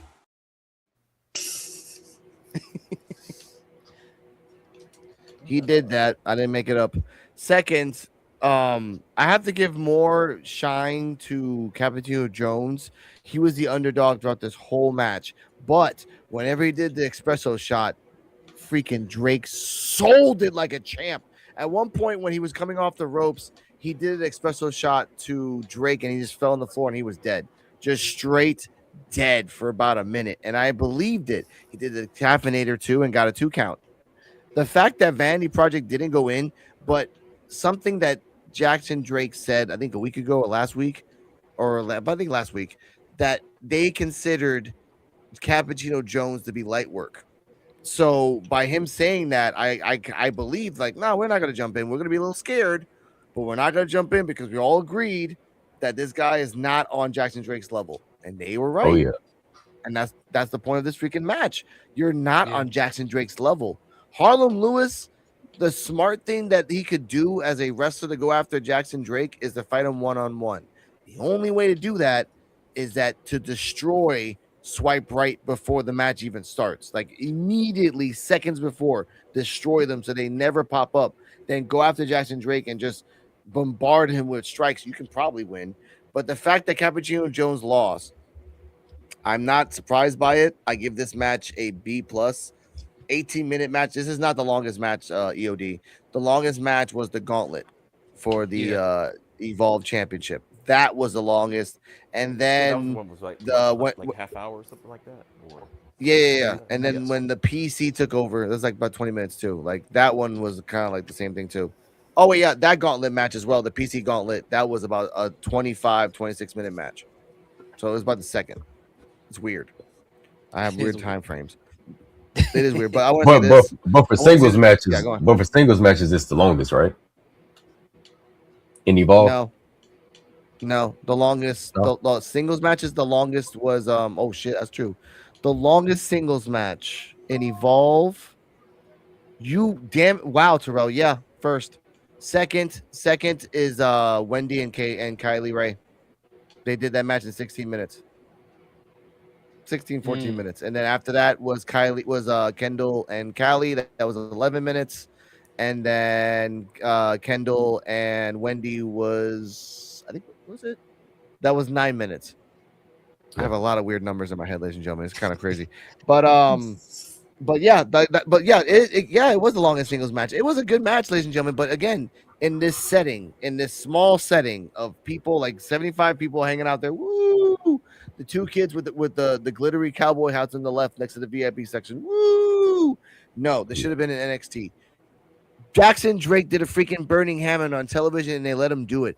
The last time someone did that was on the Cruiserweight Classic. That's almost 10 years ago. Yeah. I think 10 to 13. I think more or less.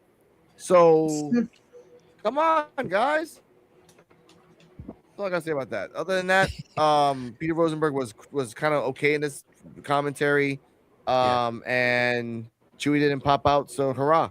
I'm happy. Hurrah. Yeah. Oh yeah. And then after the match is over, Jackson Drake celebrates. They play Harlem Lewis's music. Long Island Lewis, as Coach likes to call him too. He comes out, and then they attack the Vanity Project.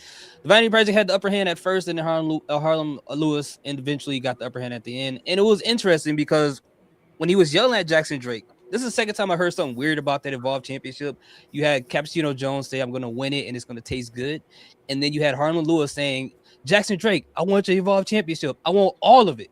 And I'm like, well, if you win the championship, you don't get like a piece of it. You get the whole entire championship. But that's a whole different conversation for a different day.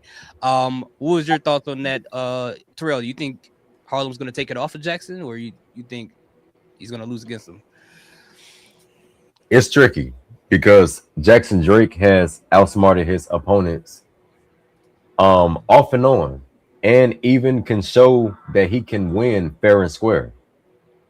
So with Jackson Drake, it's tricky because we just don't know. We just don't know. But I mean, Harlem Lewis, man, that's a big guy, man. I mean, you know, he is. I mean, we see him go against and win against Keanu Carver. So hey, we don't know. You know. Yeah, that's true. Bryce Donovan, you know. Yeah, what is Bryce up to? Man. What about Alex? Do you know what he's up to, Alex? Because if you don't know, then nobody knows. What Bryce Donovan is up to these days. No, Bryce Donovan. Last thing he did. Bryce Donovan. Sorry, that's Jane Harrison. No, I don't know what the hell Bryce Donovan is doing. Jane Harrison is talking about French. That's all I know. So he could possibly be dead. We don't know. Anyway, no, he's not dead. I don't. He's not dead. First off, I want to say this. No, he's not dead. Second off, ladies and gentlemen, if you want to find out what a character change truly is, Look up Luca Cristofino right now on Twitter. Oh. I have pictures here that Oh my God! When I saw that, whatever he's turned, there's new ones now. He's a They are he new a ones. YN now. Oh He's my a YN God. now. He's a YN Oh now. man, He a young now. no, that ain't no I just- YN, man. That ain't I no just YN. told. That dude, I just told. that dude I'm like, said, oh my God, that man. that dude said, forget law school. It's time to go throw our Man. fists up and go get some girls, man. He Got a lot- probably would join the Vanity Project. Sure. He got a lot of Join the Jesus Vanity Records Project. on. Yep. He look like Man, he he look like he finna be on the Jersey Shore, man. Vanity Project. Gone with him. Anyway, Harlem Lewis. If Harlem Lewis doesn't defeat Jackson Drake, I don't know who does, because I don't think anybody else right now who hasn't faced him yet is ready to take that belt. So like it should be Harlem Lewis, but I don't know. I don't know if he will win because I don't know if Jackson Drake anymore. I don't want to convince myself anyone is gonna beat him because like he always wins. So I want Harlem Lewis to win, but I could see it going either way again. CJ. Yeah, I thought of that too. But then, like, hey, this man found a way to beat Keanu Carter. If he found a way to beat him, I'm pretty sure he's gonna find a way to beat Harlem Lewis too. So it still that what's gonna happen. Yeah, that's true. EOD. I agree. I have follied because I thought Jackson Drake was going to lose his title. I will never, ever doubt Jackson Drake again until it actually happens. I won't do it. So I think he's going to beat Harlem Lewis until Harlem Lewis actually beats him. Because the Carolina Reaper, he just always finds a way to win. I am sorry. Do not excommunicate me out the group. I apologize for doubting you. For doubting Jackson Drake. I apologize. Yes, man. Because he found a way. He always finds a way. The Carolina Reaper, he always finds a way to collect. He does. Every single time. The only person who could beat Jackson Drake is Trill London because you can't prepare for someone who keeps botching. Oh my God. Wow. Okay, you know what? That's a Yo, That man. is crazy. Wow. He said he gonna beat him I by gotta accident. press it. Here we go. Oh my God. Oh my God. That's wild. And that comes with love because I love Trill London. You all know that. So that's said fully with love. See, I always thought that his wrestling style was I thought it was always purpose. No. Because he just has that unorthodox type of demeanor. It's like those drunken master fighters. Like Yeah. they seem like they slipping and falling, but it really is a method behind it. But I guess that's not the case according to Coach. I don't know. Now I've watched LFG. He doesn't do it on purpose. That just happens to him. He doesn't. Oh, by the way, sent I them will back be to watching LFG, LFG which is this sad. season. I will be watching. We Evolve Light or whatever they're gonna call it. Evolve. Me too. I'm Evolve gonna watch it. Dark. So Oh, I'm Devolve. watching that too. After dark. Just Devolve. By the way, I said that. But shout out to the DRWC Devolve. show. They're in the chat right now. I said that too. Like I want to make a video clip or at least a little sound clip of when we talk about Evolve before we start Evolve. You know what I mean? Like just like all the news and stuff.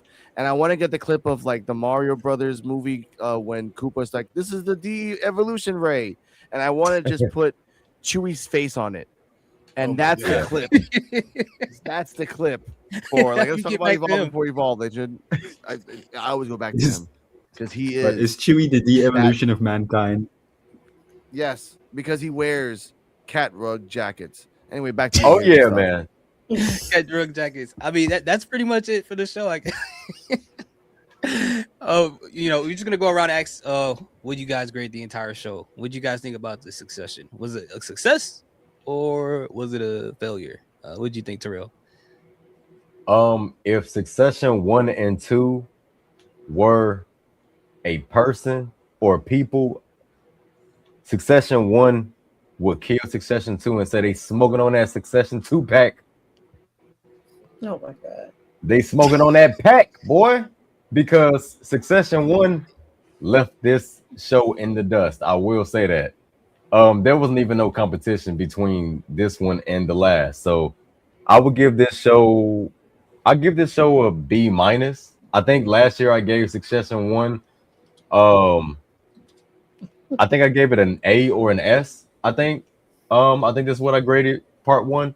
So yeah, the seasons is confusing because I thought after Succession one led into season two, but apparently Succession two is leading into season two. So I don't know.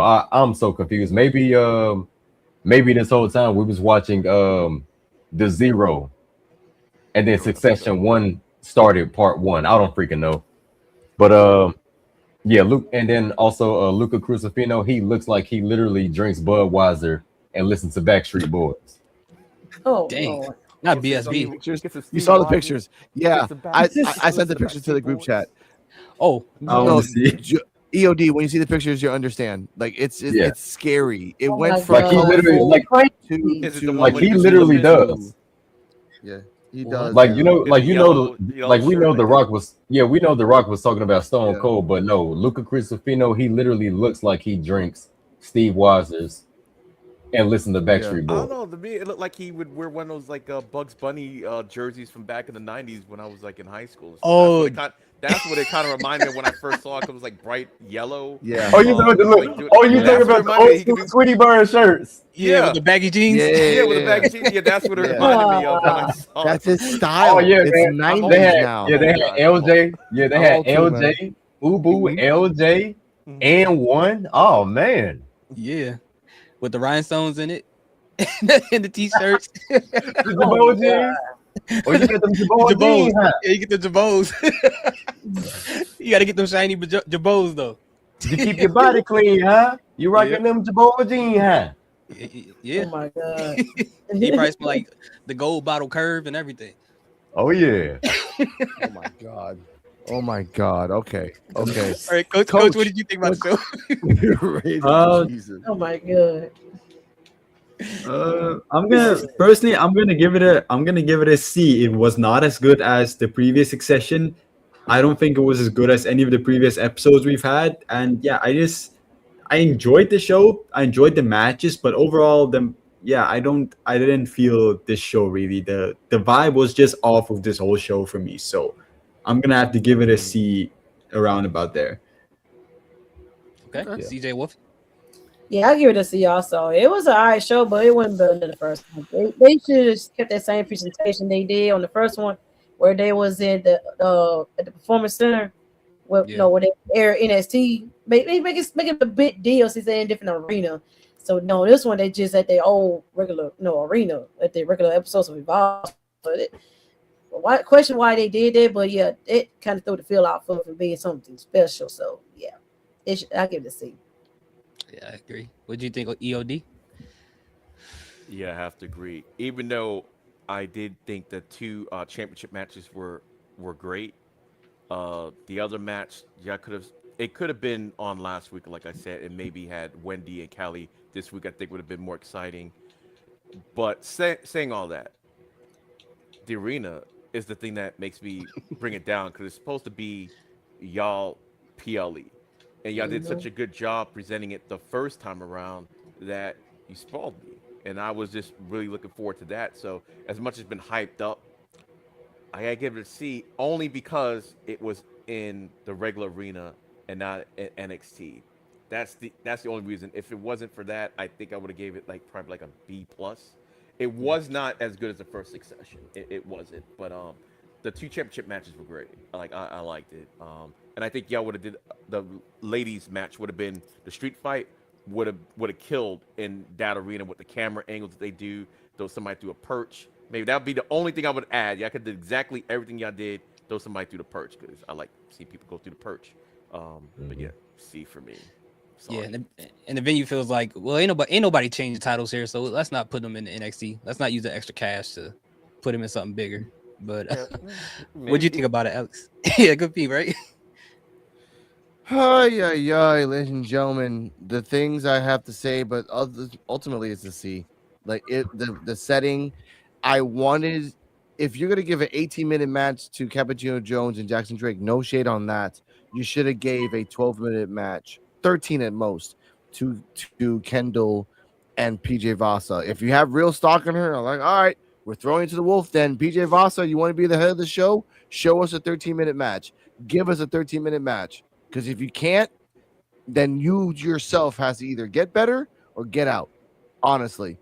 But we got an 18-minute match with 2 indie wrestlers. Ladies and gentlemen, 2 indie wrestlers fought in the main event. And for Evolve. But still, that's the difference. And that's what I want to say this. Kendall Gray and PJ Vasa, 2 PCs. Drake and Cappuccino, 2 IDs. Why are we thinking that Evolve doesn't exist? Why are we thinking that Evolve is not one of the hottest shows right now, other than, in other people's opinion, NXT? I just like NXT because Vanity Project's there. That's it. And Shiloh Hill does Shiloh Hill things. Which, by the way, I wanted to say this. Shiloh Hill pinned Jackson Drake. NXT, don't listen to me right now. Don't give him a title shot. That would be 4 title shots in 11 matches that he's had. Think about that. Wow. That's all I gotta say. Oh, hold on. Yeah. One more thing I was gonna say. Also, the reason why it should have been an NXT arena, the crowd. I think that has something to do with the matches too. I think it would have felt a lot more special with the crowd reaction to, and they have like a bigger crowd. So I think that's what would have added to. That's why Succession 1 felt like such a big thing, because even if they weren't used to watching Evolve, when they know a good match when they see one, and they were like the Kendall Callie Armstrong match, they were going crazy during that match. So that's why I think brought it Succession down. Is not to say Evolve has a bad crowd, but NXT would have made it feel like it's a lot more special. So I agree. That's a good point. I didn't even think about that. That's a really good point. So, hey, ladies and gentlemen, that's our review of Evolve Succession 2. Thank you guys for watching. Are we still doing the after thing, or are we? Yeah, I think so. That's after we go live. No, that's okay. after we go live. Okay, everybody watching it live, disregard that. Yeah. Oh no, go ahead, Alex. Like if you guys want to talk about like we can talk about this another day because my battery's about to die. But we can talk about the PC, the LFG stuff at another time, which is fine. Okay. Which is fine. I did want to talk about the LFG stuff with you, all the people, all the characters. But yeah, that's it. Okay, well that's it. Thank you everybody for watching the channel. Be sure to go, if you're not on their channel, go to PUWF channel, hit the like, subscribe button, leave them a comment, say hello, say something, subscribe to everybody else in this this live stream right now. Go to their channels and subscribe as well. We appreciate each and every one of you guys who came through. Hope you guys have a great day. Peace. And with that, well, everybody, everyone's links are down below in the description. Everyone's channels of YouTube will be down below in the description. Please, for Linktree for Terrell, Linktree CJ Wolfie, Linktree EOD, Coach FCHW still hates Brooks Jensen. Hear these thoughts. Thank you for being a great host. And Cardi M, we love you wherever you are. You're Invisible Woman. And Thanks for watching, and remember, like, subscribe, comment, leave your thoughts down below, and all links are in the description.